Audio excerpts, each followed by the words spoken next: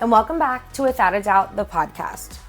I'm your host, Mad, a cycle breaker, entrepreneur, and a sprinkle of reality. This podcast is a place where we celebrate living life authentically and organically as ourselves.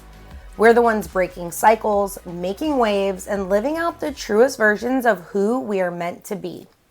I love to celebrate, but I don't love to celebrate my birthday.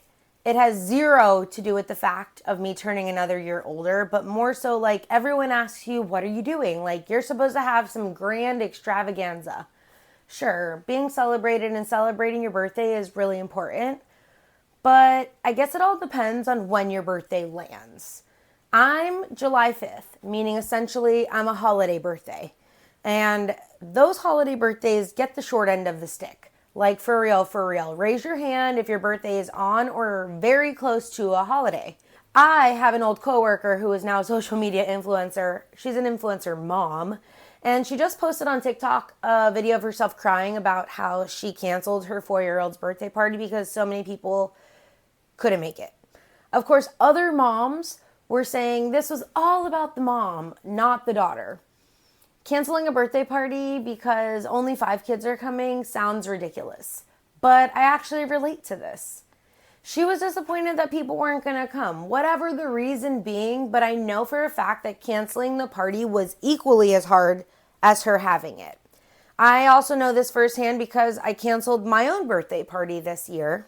And no, it wasn't because people were not coming. I actually only invited a handful of people. I keep my circles small. I actually canceled because I was having my own issues with my own family and I couldn't show up faking my way through the day even if it was about me. I think sometimes people forget who the party is for, and that's where I ended up canceling my party. Birthdays mark the completion of another circle around the sun, symbolizing a significant milestone in the soul's journey. This is a great time that we should all be pausing and reflecting on our own growth, our experiences, and lessons learned in the last year. Birthdays are an occasion to help someone feel the gift of being human.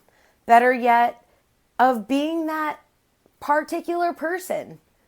Maybe you have a tradition you like to do on your birthday, or maybe you're the big extravagant party person. But regardless, I do believe in celebrating you. You deserve to be celebrated. I happen to have to celebrate my birthday with America. I'm the 5th. I know America is the 4th. We honestly, and also we need to do better, America. Wild times we are living in right now with 2 men essentially dicking around for presidency. My birthday often feels passed over. If you happen to not have a holiday birthday, but this is also true for you, I'm sorry. My best friend was born on New Year's Day. Kendra, my girlfriend, is a Labor Day weekend baby. My brother was actually born on Father's Day, so it lands on Father's Day often. And I have a cousin who was born 5 days prior to Christmas. I am surrounded by people with holiday time birthdays. And I recognize the short end of the stick that we are all dealt. I'm not complaining, once again, not an episode, but I just want to talk about why birthdays are sometimes easier to be passed over and why sometimes those holiday birthdays or people don't even want to celebrate your birthday.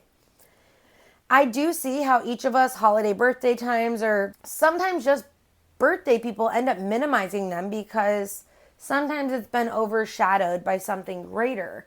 Or maybe something happened to you on your birthday and that's why your birthday is not that important or you just tend to ignore it.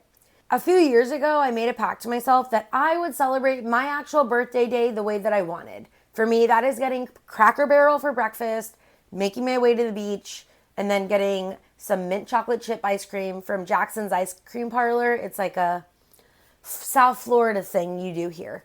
It has been my go-to for easily 5+ years now, and I love doing this. I did this my past birthday. I just did this on Friday. This has become my spiritual practice in order for me to turn over a new leaf.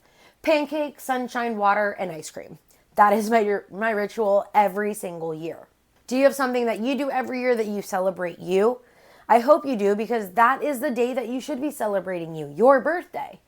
Age is also so fascinating to me, and I will ask you how old you are, especially if it's your birthday. I love people. True story, I have a minor in anthropology, but I just love people. How we all age differently, how your age can affect who you are, who you become. People start saying like, I'm too old for that, or how people start to view the world.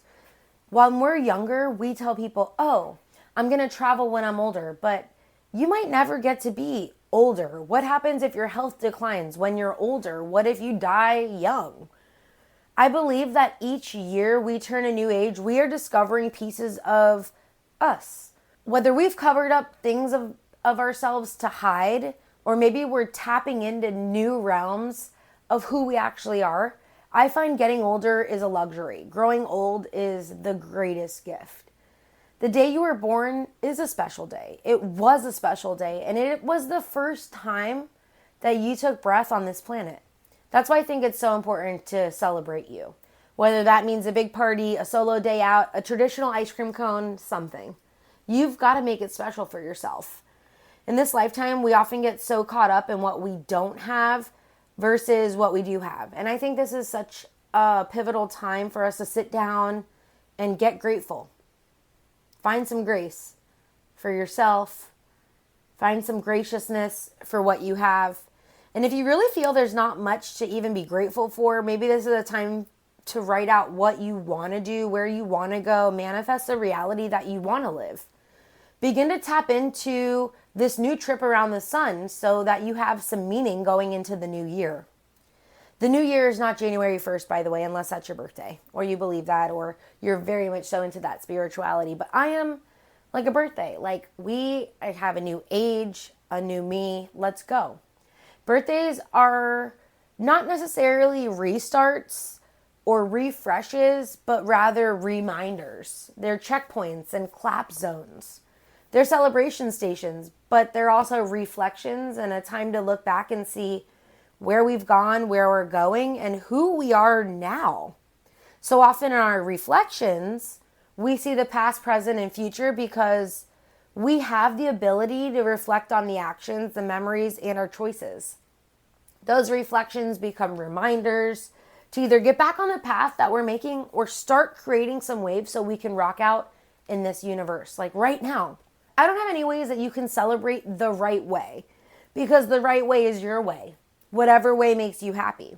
Sometimes being an authentic human means canceling your own birthday party, celebrating it solo dolo, or even putting up your own extravagant birthday party. What I can leave you with is that you don't have to make your birthday a big fucking thing because it already is. You were born and you are a gift on this planet. Next week, I'll be talking about how your vulnerabilities can become your superpower. You are without a doubt a badass. Don't you forget it. See you next Wednesday. XOXO, your girl Mad.